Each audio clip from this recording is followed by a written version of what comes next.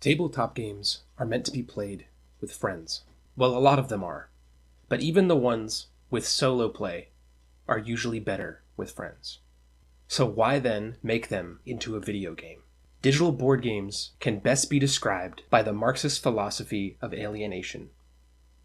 Capitalism alienates you because you can't afford a week off sick. You have to work 3 jobs all day just to keep up with your bills, until you're so tired you barely have time for friends. You barely have time to rest. You barely have time to be human. And when you get home, all you want to do is decompress. So when you finally get off, what do? When you have a little bit of energy left and you don't want to veg. You want to relive some of your youth, back when time was free and you were surrounded by people. What was it you did back then? You and your friends. Board games? But that requires people. And no one is willing to travel because they just got off work and they're exhausted. So you don't have any friends, see? And it's because you work your whole life away? Do you need to recharge from this capitalist dystopia we live in today? Have I got the thing for you? Digital board games. So you purchase the games, and on the main menu, you see that it says it has multiplayer. But your friends can't afford it. They are less well off than you, working 4 jobs to support kids. So again, you're alone. And what is it you're supposed to do? Looks like it's single player for you. And so you're alienated at work, just a cog in the machine. Alienated from your work, no control over the methods or products you produce.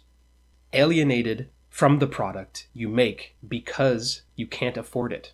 Alienated from yourself as a conscious, free, creative will with a drive to shape the world because you're always burnt out. Alienated from your fellow humans because you meet others not as a free, independent co-creator of the world, but instead your relationships are structured by the will of capital. You are not free. This is not, as liberalism asserts, an equal exchange between 2 rational actors. You were systemically coerced by threat of suffering to work. Because if you didn't, you would be homeless. You couldn't get food or health care. You would suffer and die. You are just a slave for a wage, which is just a slave by a different name. And digital board games are just a part of that. You have nothing to lose but your chains and a world to win.